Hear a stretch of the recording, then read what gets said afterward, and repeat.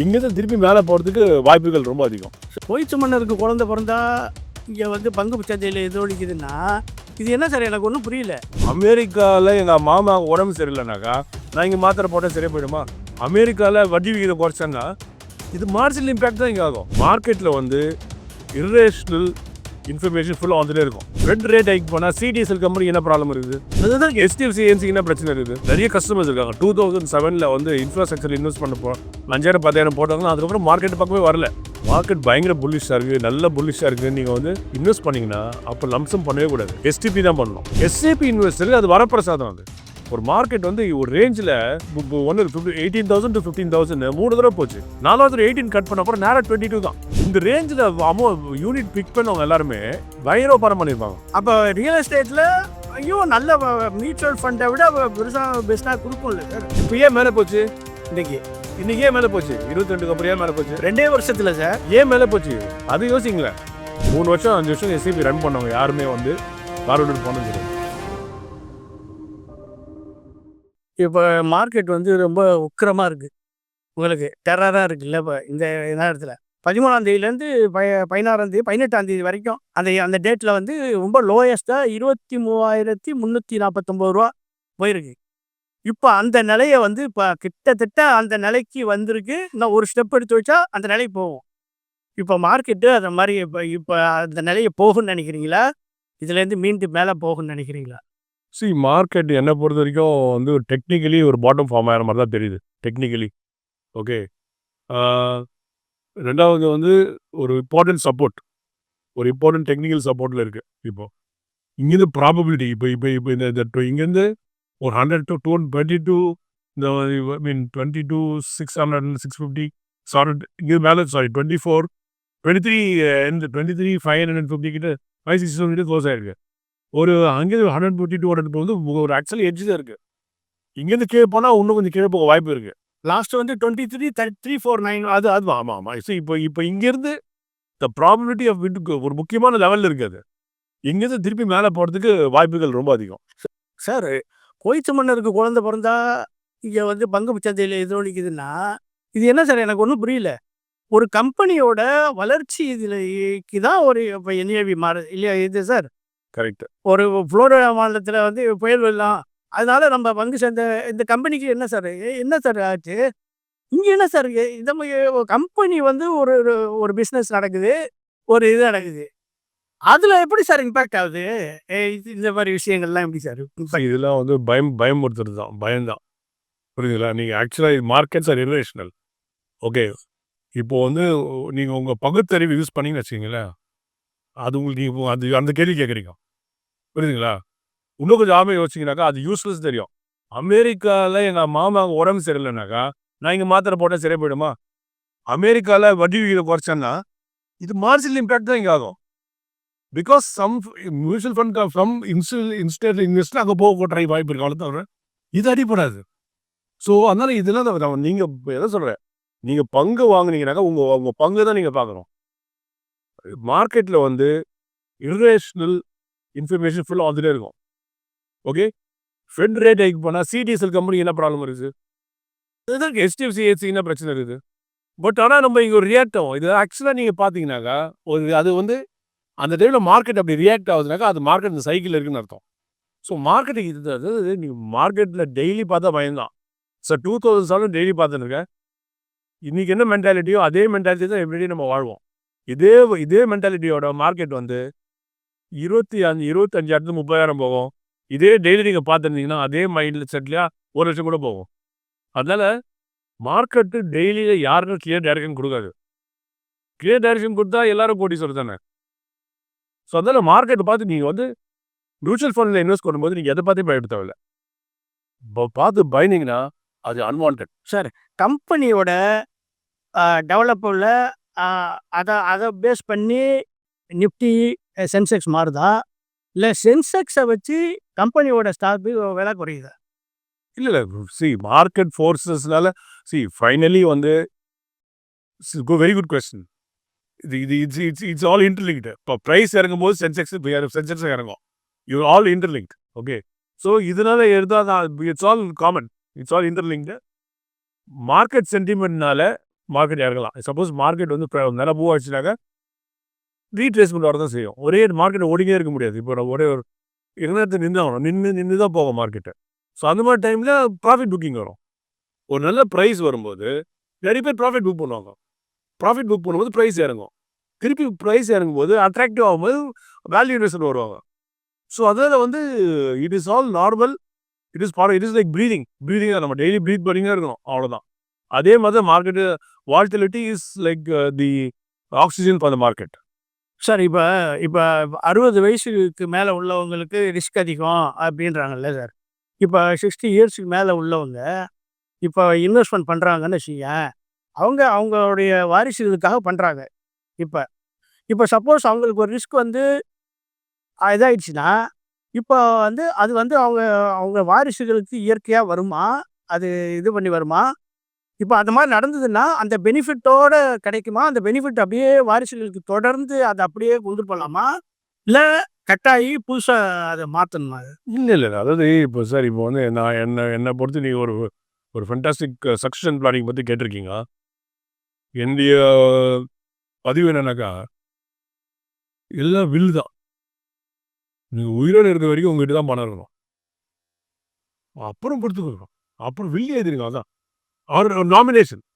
வில்லோட nomination. Every investment must have nomination. Nomination பண்ணுங்க. எப்போ அவங்களுக்கு போதும் போய் சேர்ந்துக்கிட்டோம். ஏன்னா இப்போ சப்போஸ் இப்போ ஒருத்தருக்கு 60 வயசு ஆகுது. அப்போ அவங்க பசங்களை பார்த்தா 30, 35 வயசு இருக்கும். உங்களுக்கு இருக்க இன்வெஸ்ட்மெண்ட் மெச்சூரிட்டி அவங்களுக்கு கிடையாது. ஸோ இப்போ 60 வயசு, இப்போ ஆவரேஜ் லைஃப் எக்ஸ்பெக்டன்சி 80. ஸோ நீங்கள் சப்போஸ் அந்த இன்வெஸ்டர் 80 வயசில் உயிர் இறக்கான்னு வச்சுங்களேன். இப்போ இந்த பசங்களுக்கு 50 வயசு இருக்கும். ஸோ நீங்கள் ஹியூஜ் கார்பஸ் கிரியேட் பண்ணிருப்பீங்க. 50 வயசுல அவங்க அந்த மெச்சூரிட்டி. இப்போ இன்னைக்கு வந்து 30 வயசுல இன்ஜினியர் போய் ஒரு 2 கோடி ரூபாய் கொடுத்தீங்கன்னு வச்சுங்களேன், அவங்களுக்கு தெரியாது வேல்யூ. நீங்கள் எவ்வளோ கஷ்டப்பட்டு சரின்னு தெரியாது. அவங்கவுங்களுக்கு அந்த பணம் வரும்போது அந்த லாட்ரி நிறைய பேர் என்ன சொல்கிறாங்கன்னா, லாட்ரியில் பணம் சம்பாரிச்சவங்க அந்த பணம் அவங்ககிட்ட இல்லைன்றாங்க. கஷ்டப்பட்டு யார் சம்பாரிச்சாங்களோ அவங்ககிட்ட தான் முக்கால்வாசி பணம் இருக்குது. ஸோ அதனால் நீங்கள் வந்து பசங்களுக்கு எப்போ வேணா பணம் எவ்வளோனா கொடுக்கலாம். பட் நான் வந்து இல்லை என் பணத்தெல்லாம் பசங்கிட்ட கொடுத்துட்டு போகிறேன்னா என்னை பொறுத்த வரைக்கும் இட்ஸ் ஒன்லி பை நாமினேஷன் தான் சொல்லுவேன். அது எப்படி? அது ஆட்டோமேட்டிக்காகவே அப்போ நாமினேஷன் பண்ணால் ஆட்டோமேட்டிக்காக அவங்களுக்கு போய் நாமினேஷன் பண்ணால் மாறும் சார். அது வந்து அவர் இறந்துட்டுனா அது கட் ஆகுமா? அது அப்படியே க்ரோ ஆகிட்டே இருக்கும். நீங்கள் அந்த பாட்டு க்ரோ ஆகிட்டே இருக்கும். இது நிற்காது. அது நீங்கள் சார் நீங்கள் இல்லைன்றது நீங்கள் சொன்னதான் உங்களுக்கு தெரியும். அது ஒரு என்ஏவி சார். அது வளர்ந்துன்னு தான் இருக்கும். இப்போ எனக்கு தெரிஞ்சு ஒரு ஒரு நிறைய கஸ்டமர்ஸ் இருக்காங்க. 2007 வந்து இன்ஃப்ராஸ்ட்ரக்சர் இன்வெஸ்ட் பண்ண 5000 10,000 போட்டாங்கன்னா அதுக்கப்புறம் மார்க்கெட் பக்கமே வரல. அவங்க போயிட்டாங்க வெளியூர். அப்போ திடீர்னு வந்து பார்த்தா அந்த 10,000 1.5 லட்சத்தில் இருக்குது 20 வருஷத்தில். ஓகே, எது மாதிரி தான் அது. இப்போ நீங்கள் வந்து நீங்கள் அதை விட்டு அது பேர் வளர்ந்துனே இருக்கும். அது லேண்ட் மாதிரி தான். லேண்டை கவனிங்கன்னா வளர்ந்து தானே இருக்கு போது.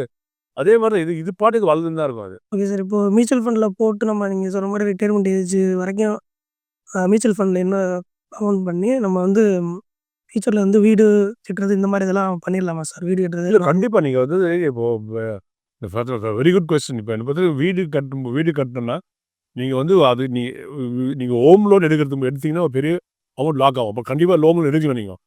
பட் நீங்கள் வந்து உங்கள் பட்ஜெட் சப்போஸ் நீங்கள் வந்து எவ்வளோக்கு வீடு வாங்க போகிறீங்க, 50 லட்சம் 1 லட்சம்னாக்கா நீங்கள் அட்லீஸ்ட் ஒரு 10 லட்சம் நீங்கள் மியூச்சுவல் ஃபண்டில் சேர்த்து வச்சுருங்க. சேர்த்துட்டு அப்புறம் அதுக்கப்புறம் நீங்கள் லோன் போகும்போது உங்களால் இஎம்ஐ எஸ்ஐபி பண்ண முடியாது. ஒரு 2 இயர்ஸ் கஷ்டப்படுவீங்க. பட் இது 10 lakhs நீங்கள் வந்து அப்படியே டச் பண்ண மாட்டீங்கன்னாக்கா நீங்கள் இஎம்ஐ நீங்கள் வந்து ஹோம் லோன் வந்து 6.5-7% இருக்கும். பட் இது வந்து 15 to 18% க்ரோ ஆகும். ஸோ லாங் ரனில் வந்து இது பெரிய வெல்த் கிரியேட் பண்ணும். ஸோ அதனால் நீங்கள் கண்டிப்பாக நீங்கள் ஹோம் லோன் எடுக்கும்போது ஓரளவுக்கு மியூச்சுவல் ஃபண்ட் கார்பஸ் கிரியேட் பண்ணிவிட்டு அதுக்கப்புறம் நீங்கள் வந்து என்ன பண்ணணுன்னாக்கா மேக்ஸிமம் ஹோம் லோன் எவ்வளோ சீக்கிரம் அடிக்க அவ்வளோ நல்லது. ஸோ நீங்கள் ஒரு 10 வருஷத்துக்கு போகிறீங்கன்னா 5 வருஷத்துக்கு போகிறீங்கன்னா அட்லீஸ்ட் ஒரு 7 இயர்ஸில் அடைக்கிற மாதிரி நீங்கள் ட்ரை பண்ணணும். பட் அந்த டைமில் நீங்கள் இஎம்ஐக்கு எஸ்ஐபி கட்ட முடியாது. பட் உங்கள் மியூச்சுவல் ஃபண்ட் கார்பஸ் இருக்குது, அது உங்களை காப்பாற்று. Okay sir. இப்போ வந்து ஸ்மால் கேப்னு சொல்கிறீங்க சார். அது வந்து நம்ம எதில் போய் எப்படி இன்வெஸ்ட் பண்ணுறது? Any 5 small cap and Bandhan small cap and Invesco small cap fund, அது மாதிரி ஸ்மால் கேப் ஃபண்டுன்னு பேர் இருக்கும், தீம்ஸ் இருக்கும். பந்தன், இன்வெஸ்ட்கோ எல்லா ஃபண்டும் கோட்டக் எல்லாத்தையும் இருக்குது.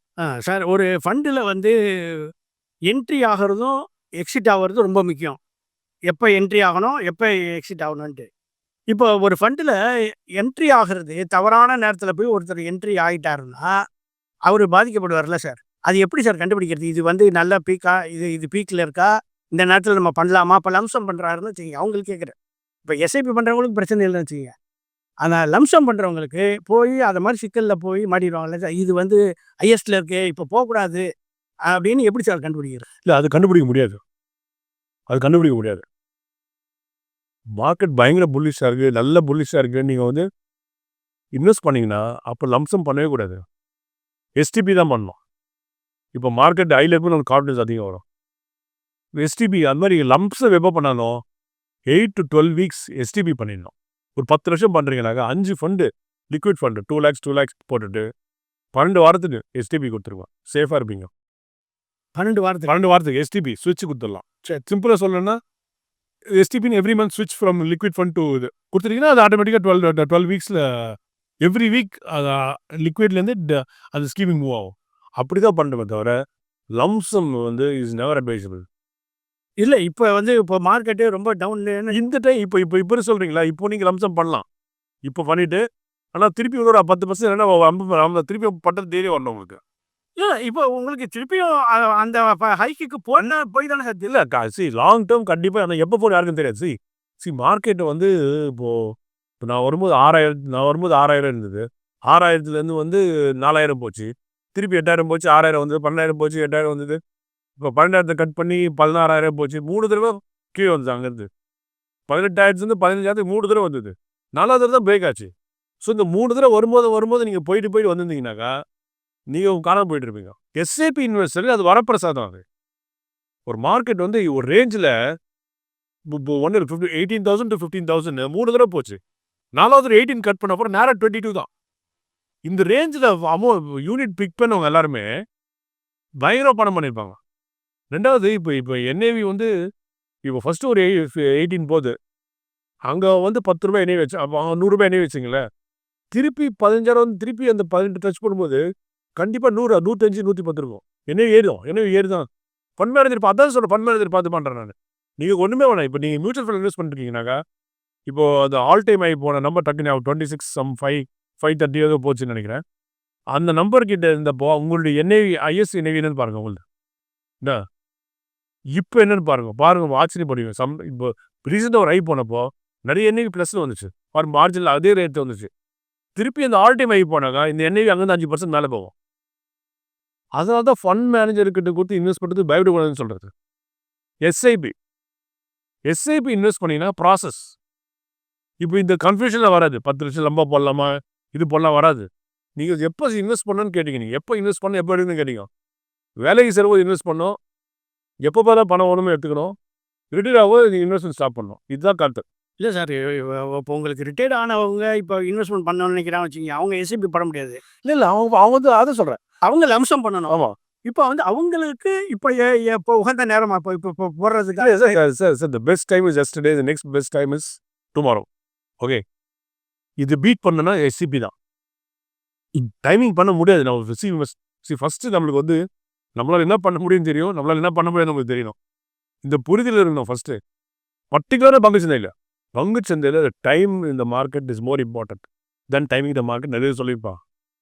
அதனால் நீங்கள் ஒரு 5 வருஷம் பீரியட் இருந்தீங்கன்னா தான் நீங்கள் பணம் பண்ண முடியும். அதுவும் லம்சம் பண்ணாமல் பிரித்து நீங்கள் போட்டிங்கன்னா தான் நீங்கள் பணம் பண்ண முடியும். Lump sum always not advisable. கோல்டாக இருக்கட்டும், எதாக இருந்தாலும் லம்சம். இப்போ கோல்டு கூட எஸ்ஐபி முறையில் தான் சஜஸ்ட் பண்ணுவோம். Lump sum as an asset. Sir இப்போ வந்து ரியல் எஸ்டேட்டில் போட்டால் சில பேர் என்ன சொல்கிறாங்க, ரியல் எஸ்டேட்டில் போட்டால் பணம் வராது, பணம் கிடைக்காதுன்றாங்க. ஆனால் என்னுடைய சொந்த அனுபவமே, நான் வந்து 22 ஓஎம்ஆரில் சிறுசேரியில் ஒரு பிளாட் வாங்கினேன். ஒரு டிஎல்எஃப்னு பேரை சொல்கிறேங்க, டிஎல்எஃப் அவங்களுடைய இதில் ப்ராஜெக்டில் ஒன்று வாங்கினேன். அப்போ அது வாங்குறதுக்கே அடிதடியாக நடந்தது. அந்த இது நான் அது மாதிரி பார்த்ததே இல்லை. 22 வாங்கினது ஒரு கிட்டத்தட்ட 45 லட்சத்துக்கு வாங்கினேன். இன்னைக்கு அது அப்படியே டபுள் அப்படியே உங்களுக்கு. அப்போ ரியல் எஸ்டேட்டில் ஐயோ நல்ல மியூச்சுவல் ஃபண்டை விட பெஸ்ட்டாக கொடுக்கும்ல சார். இல்லை, அதே சிறுசேரியில் 8 வருஷமாக ஒன்றுமே நடக்கலையே. அது இன்னும் பிளாட்லாம் போட்டாங்க. பிளாட்டு 18 19 லட்சத்துலாம் பிளாட் வந்துருக்காங்க. வாங்க ஆள் கிடையாது. வாங்கி ரெண்ட் விட்டு கஷ்டப்பட்டவங்களாம் இருக்கிறாங்க. புரியுதுங்களா? இப்போ ஏன் மேலே போச்சு? இன்னைக்கு இன்னைக்கு ஏன் மேலே போச்சு? 22க்கு அப்புறம் ஏன் மேலே போச்சு? 2 வருஷத்துல சார். ஏன் மேலே போச்சு? அது யோசிங்களேன்.